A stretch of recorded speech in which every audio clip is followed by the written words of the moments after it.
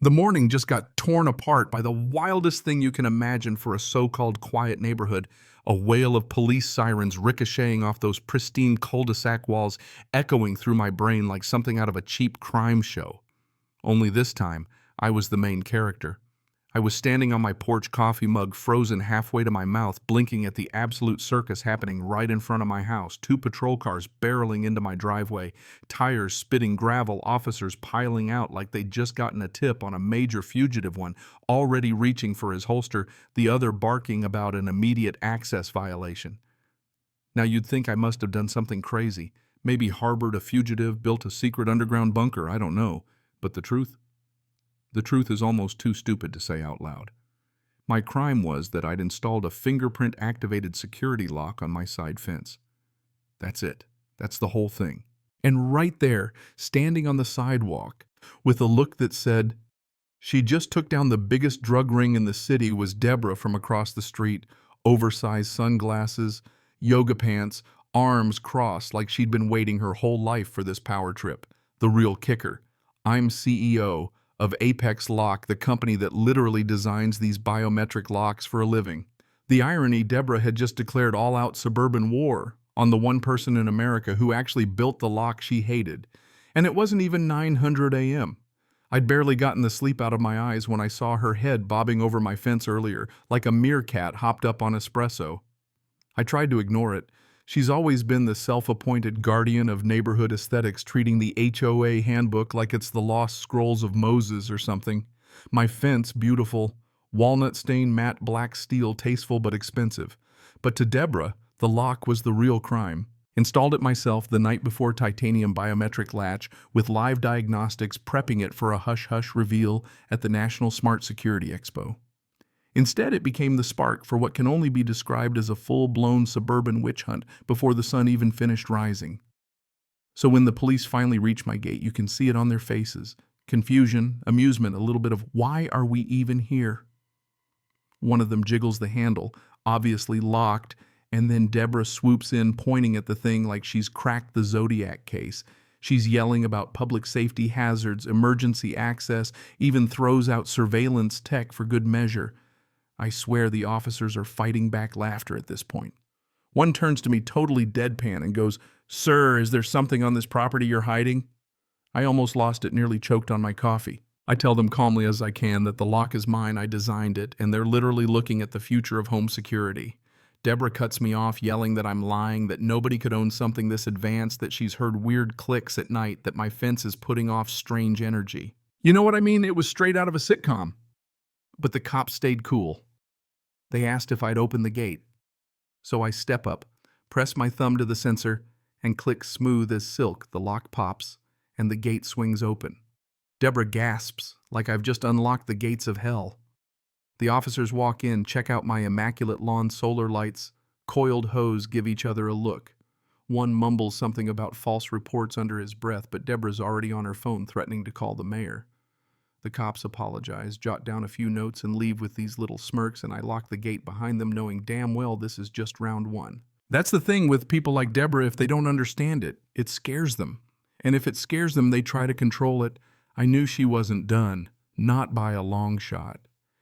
So that afternoon, I'm in my home office, rewinding the security footage because, yeah, the lock comes with a camera naturally. And there's Deborah stabbing at the keypad, trying to wedge the latch open, peering through the slats like she's going to spot a meth lab in my backyard. I save it to a folder I call the Deborah Files. She's had a thing for me ever since I put up solar panels, claimed they reflected sunlight into her bedroom curtains, ruined her feng shui or whatever. She once even screamed at a UPS guy for leaving a package crooked. But calling the cops, that's new. By evening, my R&D chief calls, asks if our little lock is ready for the expo in 3 days. I tell him it's getting the best field test in America, courtesy of our very own self-proclaimed neighborhood cop. I tell him not to worry, I've got a plan. Deborah just turned my prototype into a legend. Next morning, I'm expecting some peace. Nope, 6 HOA violation notices are taped to my fence, pink papers flapping in the breeze. My favorite gate aesthetic deviation from community tone. Another claims the lock is audibly offensive. I guess it clicks too quietly.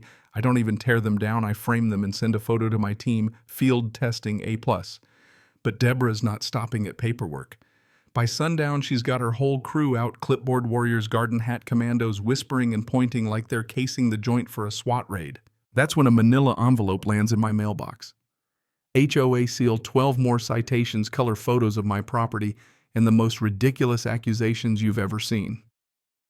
One says the lock's morning glint creates a visual hazard. Another claims it intimidates neighborhood children.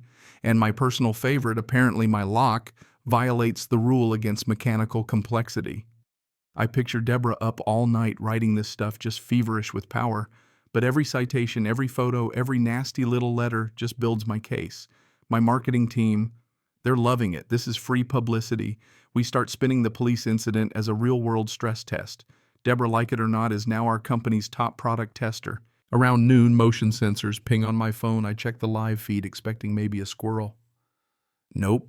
It's Deborah out there with a tape measure and notepad inspecting the lock like she's the bomb squad. She whips out her phone, starts filming herself. This is Deborah Marie Ellis reporting on the region's first surveillance gate note, the lock's threatening size. I nearly spit out my coffee when a cat jumps up and scares her so bad she drops her phone.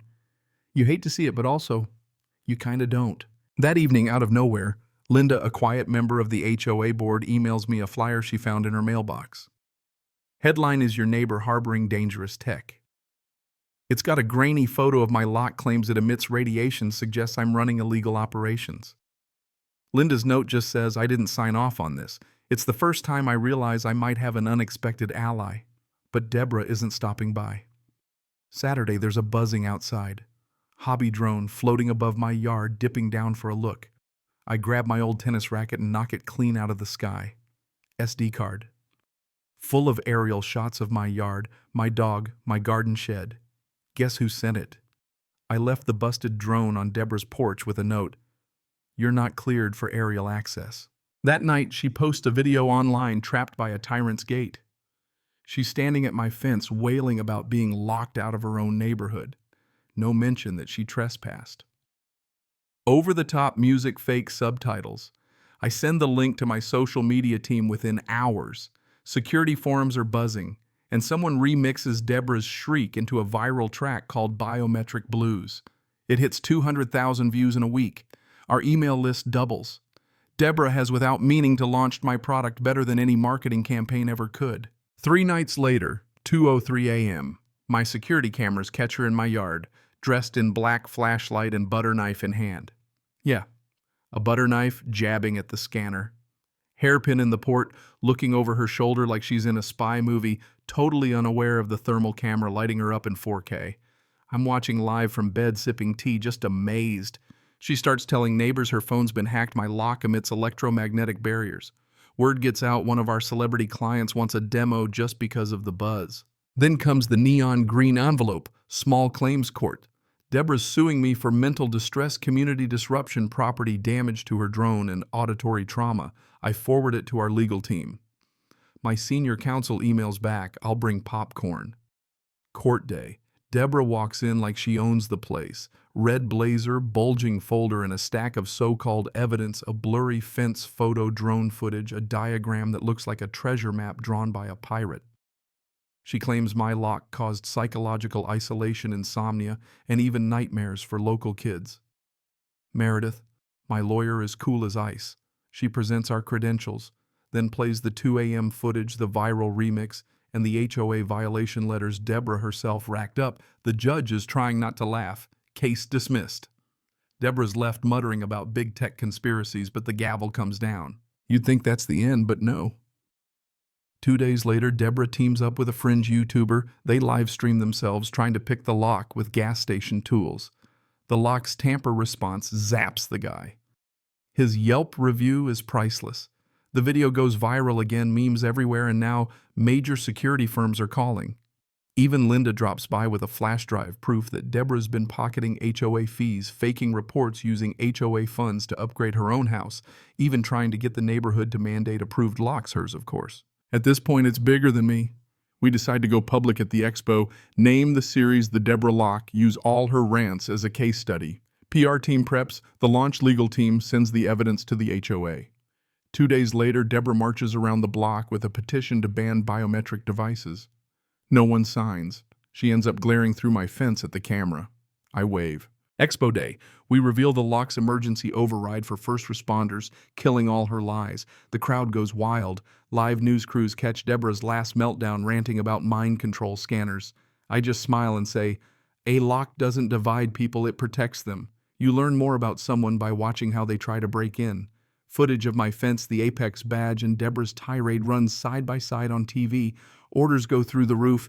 Military inquiries roll in. HOA meets votes. Deborah out. Linda becomes president, rolls back all the nonsense. Apex lock becomes the neighborhood standard. At the bonfire that night, Deborah tries to crash the party. No one pays her any mind. I raise my glass and toast to fairness. A week later, Deborah's house sits empty. For sale sign out front, the community finally breathing easy. A buyer tours, nods at my fence, smiles at the new HOA president's plaque, Apex Lock Making Community Safer. Not long after a letter from Washington, an invitation to advise on federal biometric legislation. I end up on stage in Vegas telling the story ending with, Deborah didn't just try to break into my yard, she broke into history. And you know what? That's the truth. Peace returned. The lock stood proud, and the legend lived on. My security invention wasn't just about keeping people out. It was about taking a stand against fear, against bullies, against paranoia disguised as rules. The neighborhood got a little smarter. And if you ask me, Deborah, she became the best marketing campaign I never had to pay for. So let me ask you, where's the line between safety and control, innovation, and overreach? Was I right to fight back, or did I just escalate a neighborhood war? Drop your thoughts below, because out here, everyone's got an opinion, and trust me, this fence hears it all.